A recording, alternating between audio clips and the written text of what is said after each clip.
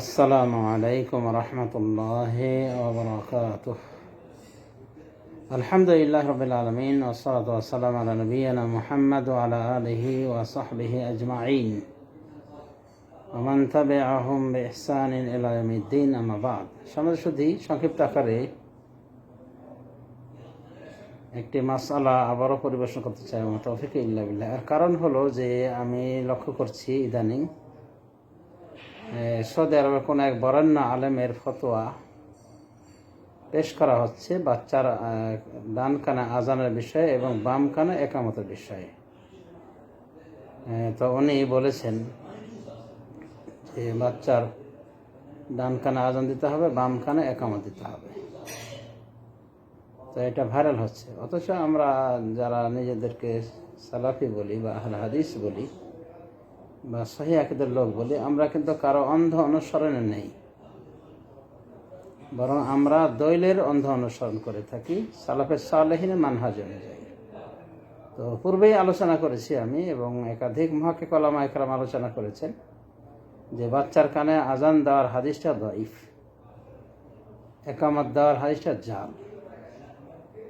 তাহলে এই ফতোয়া ভাইরাল করার অর্থটা কি হয়?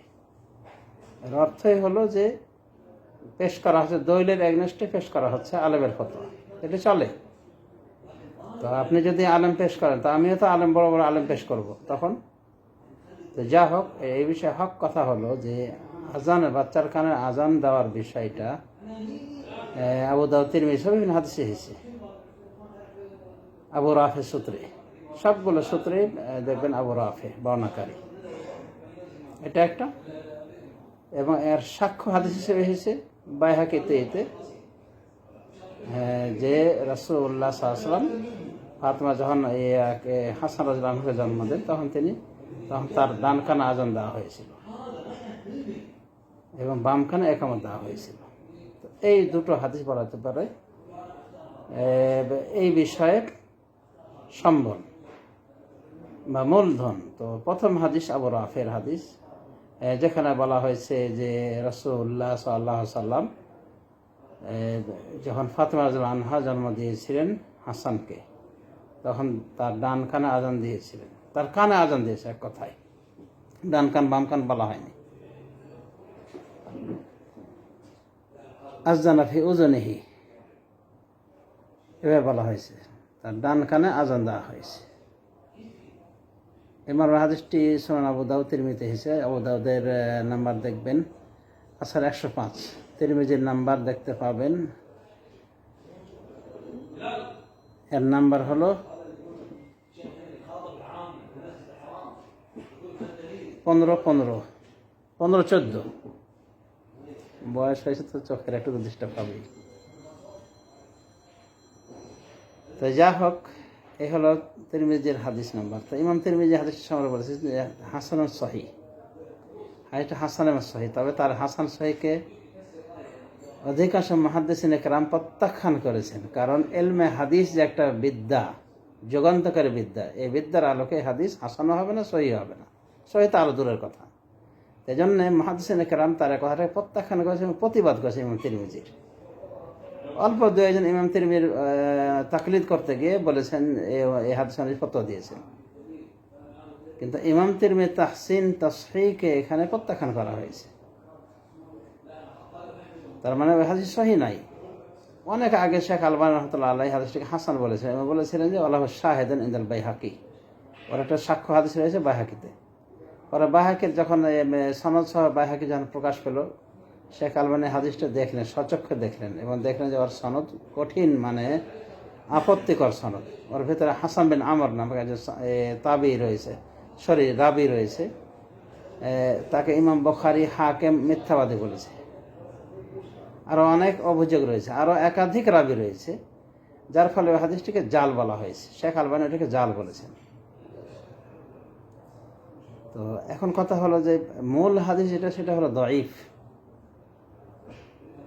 ওর সনদে আসিম বিন উবাইদুল্লাহ রয়েছে এবং তাকে মুহাদ্দিসিন কেরাম একচাটিয়ে ভাবে বলা যায় যে জয়ীফ বলেছেন, জয়ীফ জয়ীফ জয়ীফ, আমাকে মুনকার বলেছেন তাকে, যে ওর হাদিস অস্বীকৃত। তো প্রথম হাদিসটা হলো দাঈফ, যাকে ইমাম বুখারী সহ সমস্ত মুহাদ্দিসিন প্রায় জয়ীফ বলেছেন এবং অনেকে আরও অনেক জারাহ করেছেন শক্তভাবে, তাহলে ওই হাদিসটা দঈফ। আর যে হাদিসকে সাক্ষী হিসেবে শেখ আলবানী একসময় হাসান বলেছিলেন, শেখ আলবানী নিজেই বলছেন যে হাদিসের সনদ যখন আমি বুঝতে পারলাম তখন ভাবলাম যে তাহলে তো ইবনুল কাইয়িম এটা ভুল করেছেন, উনি শুধু জয়ীফ বলেছিলেন। তো শেখ আলবানী বলেছিলেন জয়ীফ মানে নরমাল জয়ীফ, কিন্তু পরে দেখলেন যে হাদিসটা নরমাল জয়ীফ না, একবার জাল পর্যায়ের জয়ীফ, মানে জাল হাদিসের পর্যায়ভুক্ত করা যায়, কারণ তার ভিতরে মানে মিথ্যাবাদী বলে অভিযুক্ত রাবি রয়েছে, যার নাম আল হাসান বিন আমর, এবং আরও একাধিক আপত্তিকর রাবি রয়েছে। তখন উনি বলেন যে আমি ইবনুল কাইয়িমের কথায়, ইমাম ইবনুল কাইয়িমের কথায় আমি মুগতার হয়েছিলাম, ধোঁকা খেয়েছিলাম, পরে আমি ফিরে আসছি, অতএব হাদিসটা দঈফই থেকে যাবে, ইয়াবকা আলা দাফিহি।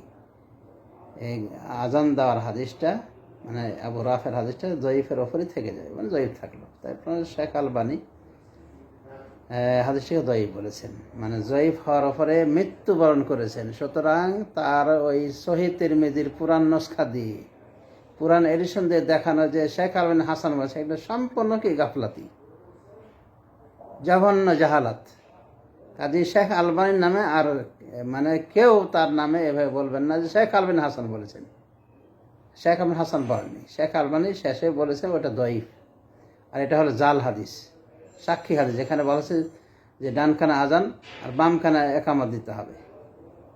তাহলে জয়ীফ হাদিস দিয়ে প্রমাণ আজান দেওয়া, আর জাল হাদিস দিয়ে প্রমাণ ডান কানে আজান বাম কানে একামত। তো এইরকম যদি হাদিস হয়, দলিল হয়, তাহলে সৌদি আরব কোনো বড় আলেম বললে কি মেনে নিতে হবে? তারপর আমি যতটুকু জানি শেখ বিন বাজের পরে পরে শেখ ইবনে উসাইমিনের অবস্থান, শেখ ইবনে উসাইমিন বলছেন যে হাদিস লাইসা বিযালিকাল কবিয়্যে, হাদিস লাইসা বিযাকাল কবিয়্যে, হাদিসটা সেরকম শক্তিশালী নয়। শেখ বিন বাজও সুস্পষ্টভাবে হাদিসটিকে মানে শক্তিশালী বলেনি, তবে তার কথাবার্তায় মানে বোঝা গেল যে উনি আমলের দিকে গিয়েছেন। তো যা হোক, তিরমিজির হাদিসটাই যেহেতু জয়ীফ, তাই তিরমিজির অন্ধ অনুসারে কোনো ফায়দা নেই। আর এই হাদিসটা মুহাদ্দিসিন কেরাম বলে তো একটের হয়ে জয়ীফ বলা দিয়ে গেছে, মানে সবাই জয়ীফ বলা দিয়ে গেছে। যাদের লিস্টে রয়েছেন ইবনুল কাত্তান, এদের বড় মাপের মুহাদ্দিস, ইবনুল কাত্তান গিয়েছেন অনুভাবে। জাইনুদ্দিন আল ইরাকি তাখরিজুল ইহইয়াতে উনি আলোচনা করেছেন, যেমন 2 নম্বর খণ্ড 63 পৃষ্ঠা। অনুভাবে শেখ আলবানী তো বলেছেন সিলসিলা জয়ীফাতে, এবং ডিটেলস বলেছেন যে আমি ওটাকে আগে সহিহ বলেছি, হাসান বলেছিলাম এই কারণে, আর এই কারণে ওটা হলো এখন মানে ও জয়ীফই থেকে যাবে। তো শেখ আলবানী ফিরে গিয়েছেন।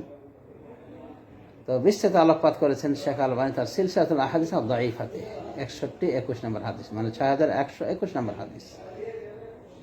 তো এই হাদিসটাকে জয়ীফ বলেছেন হাফিজ ইবনে হাজার তার তালখিসুল হাবিরে 4 নম্বর খণ্ড 189 পৃষ্ঠা।